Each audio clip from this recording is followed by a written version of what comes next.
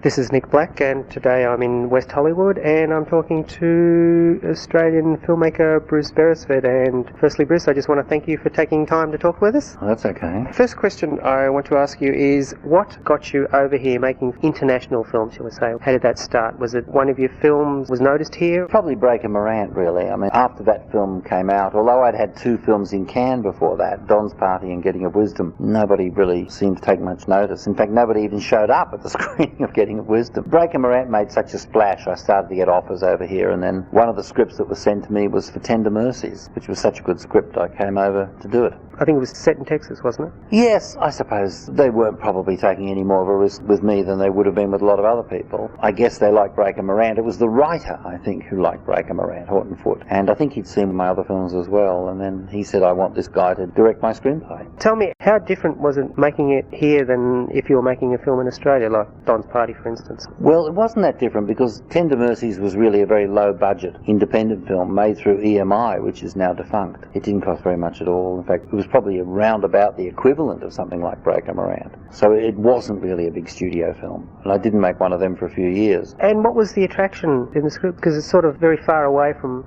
the other films that you've done before in Australia. Well, it was just a very well-observed script. I mean, Horton Foote, who wrote it, is a well-known playwright. I just thought the script was extraordinarily well-observed with great characterizations. And he has, like all great writers, he has a unique style. You can't really pigeonhole him. He doesn't write like anybody else. And nobody else writes like him. You couldn't even copy it like you can with, say, Tennessee Williams. You could do parodies. You couldn't even really do that with Horton. But it had a great appeal to me because of the singularity of his approach. I mean, the film was not successful, except critically. And that was something that helped me. And it's funny, I mean, although really hardly anybody ever saw it, wherever I do go in the world, I find people who have seen it and liked it. Was the critical acclaim enough for you to get your next project here? Yes, actually, I think critical acclaim is the only thing that's important. It doesn't matter much. Nobody goes and sees them. Or you can have the director who did all the Francis the Talking Mule pictures, is one of the most successful directors of all time. But who's ever heard of him? Who can ever recall his name? Who would ever have hired him to do anything? But they used to hire someone like Visconti all the time, although he bankrupted everyone he ever worked with. That sounds like the total antithesis of Hollywood. If it's a box office hit, then you go on, but if it's not... It's never as simple as that. Certainly it's very good if it is a box office hit and a critical success. It puts you in the best possible position. Say somebody like Spielberg, who has constant critical successes with huge box office hits, and he could really do anything he wanted. But for the rest of us who've never had anything like his success, to have critical successes is far better than to have commercial success. I want to get on to your next project. So after Tender Mercies is done and it's critically acclaimed and Robert Duvall, I think, won an Oscar, so do you start getting flooded with scripts from here, or does Australia call, or what happened next? Well, it's never really mattered much what's happened. The sort of flow of scripts in has always been somewhat limited. I mean, a lot of the films I've made were from ideas that I had. Even after I did Driving Miss Daisy, which won the Academy Award, I didn't get many scripts offered. I next went off and did that film Mr. Johnson in West Africa. Virtually nothing. I wasn't sorry. I mean, it was a film I wanted to do, but I certainly wasn't inundated by offers from the studios. I thought you would be, because I heard a story regarding Scott Hicks, the director of Shine, after Shine was a huge success. He lives in Adelaide and he got faxed to death by offers from Hollywood. Well, it didn't happen to me. Maybe in the long run that's probably better. Well, I've had offers. I can't say that I've ever noticed any difference. I mean, after Morant, I started to get a few offers, and scripts are sent to me more or less constantly. There's never that many. And as I said, even when I've had some big success like Daisy, it's not increased the number. Now, you're working in Hollywood. Do you still get offers from Australia to come back? I know you went back and did the Fringe Dwellers. Like, for instance, what made you go back to Australia? Was it the quality of the script or something that you were intrinsically interested in? Or? Well, the Fringe Dwellers was a project of my own. I'd bought an option on the novel when I read it years ago, and I wrote the screenplay that we filmed. That was all. It was made very inexpensively, and I was determined to go back and do it at some point. So that's how that came about. Oh, well, Black Robe was an Australian-Canadian co-production. That was another project of mine from the novel. And then the third one, I guess, was Paradise Road. I want to talk about, you've done quite a few films that have been set in the American South, like Tender Mercies, for instance. Also Crimes of the Heart, Daisy, and another really good film that I don't think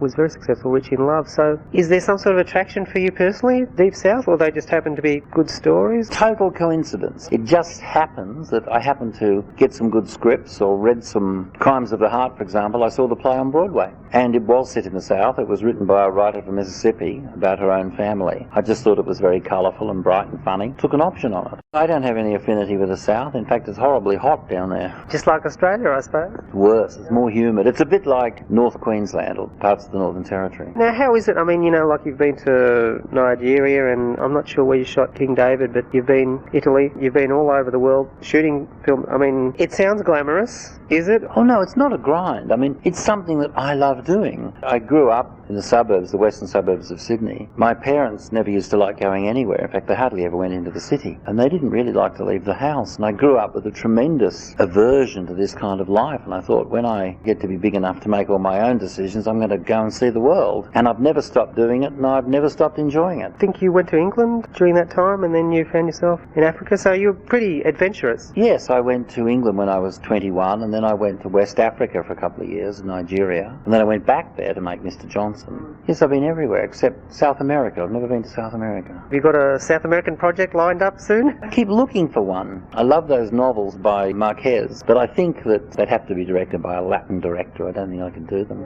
I just want to get on to Daisy was an extraordinary hit, critically and commercially. Did everything click on that film? Well, it was just a very good script. I saw the play, again. It was in a small theatre off Broadway. It was quite successful. I saw the play and then developed the script with Alfred Urey and Richard Zanuck, and we always had great confidence in it, but nobody else did. When you look at it in retrospect, everyone thinks, oh, well, it was a shoe-in to be a big hit. But in fact, it wasn't. It took years to set up. The budget was only $7 million, which was a tiny amount of money even when we made it, especially as it was a period film with a lot of elaborate recreations. Nobody wanted to do it. Nobody wanted to finance it, because every time we went to the studios, they'd say, who's going to watch a film about an old black man, an old Jewish lady chatting in a kitchen? And I thought, who indeed? Would that be your biggest box office hit? Oh, by far. It made really a lot of money. I mean, it made a staggering amount of money largely because it didn't cost anything. See, a lot of films that take $100 million cost 70 and 80 million, cost $7 million. So it was virtually all profit. But it was just a very, very good screenplay. It was funny, and it was accessible, and it had a message that was not heavily stressed. It was done with a light touch in the writing, and it was well cast. At the time we did it, Morgan Freeman and Jessica Tandy were virtually unknown. That was another reason we had trouble getting the money, because people said to us, one studio said, we'll do it if you do it with Katharine Hepburn and Eddie Murphy. They were serious. We just said no. Well, it was a huge critical success, as you mentioned, and it won the Best Film Oscar. Now, Billy Crystal, I think on Oscar night, said this is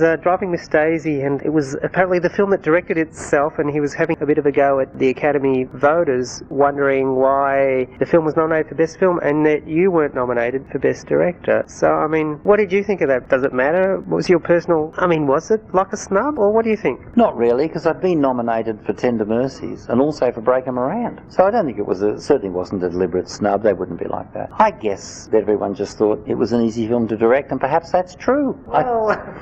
I know, it could be justified. Well, I don't think there's such a thing as an easy film to direct, is there? I mean, if it would be, then everyone would be making great films. Well, easier than a lot of other films that were nominated to direct. Another film I was watching with a friend of mine on cable here in America, and we really enjoyed it, called Rich in Love. It basically had the same ingredients. Alfred Urey wrote it, and it was set in the South. And yet, Daisy was such a huge hit, and Rich in Love, this is a great movie. I thought it was a good film too. I don't know, nobody wants to see it. I don't know. You often can't tell. Why did they all want to go and see Daisy and not that one? I mean, it was certainly beautifully written, with wonderful characters and fabulous actors. You just can't tell. I mean, it's always surprising to me. I mean, you get a film like The English Patient, which I thought was an amazing load of tosh. And everybody went to that. I sort of halfway through, I remember seeing it with my wife in Sydney, and I said, this is the silliest film ever made. Rich in Love wasn't marketed properly, maybe? No, I don't think it's ever marketing. I mean, directors always blame marketing, but I don't think it's ever the case. I think that some very good films nobody goes to watch just because they don't hit whatever happens to be in the air at the moment. And other films do. There's always an indefinable something that can make them or break them. Black Robe, which was shot in very inhospitable surroundings. How did you cope with that, Bruce? Was it just another film, or was there extra planning needed? Oh, it was a tough film to make because it was all shot in northern Quebec in the middle of winter, We shot it November, December. It was bitterly cold. Yes, it had to be very carefully planned. But we had a Canadian crew and Canadian actors, and I mean, to them, that was all part of everyday life. I mean, they live in those conditions. They didn't think it was particularly remarkable. So we just coped. I mean, you know, we went out in the blizzards and shot, we went out in the snow. They knew how to keep the cameras running and how to stop the lenses from fogging up, and the actors knew how to keep warm. What we did have great trouble getting for that film was any big stars. See, originally the role of the priest was offered to a number of well-known actors who were always, especially all these ones who were also butch. Then when they found out they would be in northern Quebec for months and months in the middle of winter, living in little rented houses, and there was no hotels and no restaurants, they all chickened out. I want to get onto your actors, because your films always have fantastic performances, Academy Award nominations and things like that. What's your technique for getting fantastic, or is there a particular technique, or are you just nice to them? Well, there isn't a technique. The knack to it really is just casting. You know, if you cast the right people in the roles, they tend to work. I mean, once they're cast, they don't really do anything. You know, so call out action and cut. One film, Silent Fall, would that have been Liv Tyler's first? I mean, now she's gone on to fantastic things and she's a fine actress. What did you see? You were the first. Well, she just came to an audition in New York, and she was just a schoolgirl. But see, we needed someone very particular for that film. We had to get a 15-year-old girl who was really only 15. That was essential for the role. We couldn't get an older one. But she had to be sexually very developed and very precocious. Well, Liv, with her astonishing looks and everything, really fitted the bill. And she's staggeringly beautiful. And I tested her, she read for me, and I thought she was actually pretty good. She was very quick on the uptake. And it just went on from there. In a way, it kind of backfired in the film because nobody ever believed she was 15. And did you know that she was the daughter of the Aerosmith lead singer? And did that have any... Did that get her the part? I think Liv was actually, when she met me, she was probably meeting the only person in New York who'd never heard of Aerosmith or whatever her father's name is. So you weren't just trying to get Aerosmith tickets then, Richard? I've never heard a note of Aerosmith's music to this day. Really? Well, some of it's okay. I just want to quickly get on to another film set in the South, Last Dance. Tell us a bit about the genesis of that project.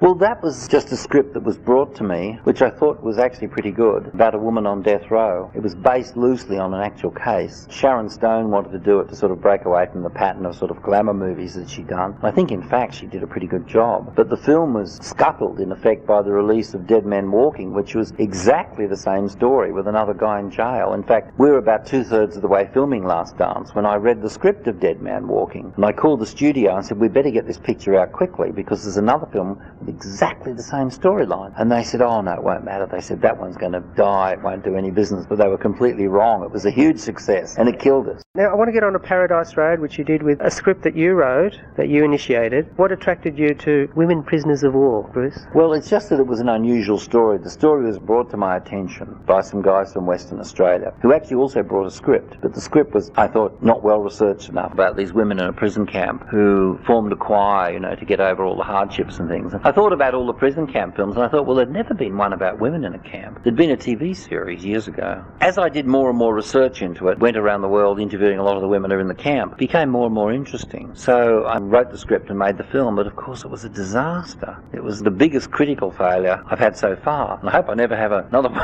one of bad. What were the critics, what didn't they like? Well, they hated everything about it. I mean, the reviews were kind of unanimously saying it was badly played and was tedious and, the dialogue was lousy and, you know, hardly anyone had a good word for it. I don't know, I mean, you can be very wrong about your own films, but I thought it was good. I clearly am wrong, but I thought it was good. You know what, I never saw it, but I did read the script when I was working at propaganda, and it read well, and it was interesting. Well, nobody liked it. And then it was one of those films, too, that was really dependent on good reviews, and when it didn't get them, nobody went. Although, interestingly enough, there were places, the studio did research on it, and they said that even in, like, San Diego, where it got great reviews, nobody went. These things happen, as they say. I just want to quickly get on to Double Jeopardy, which you're about to test screen. Now, can you tell us a little bit about test screening, Bruce? What's that all about? Well, test screening is a process by which a director and a studio, having spent an enormous amount of money and made a lot of decisions, then let some completely illiterate man from Encino recut the film for them.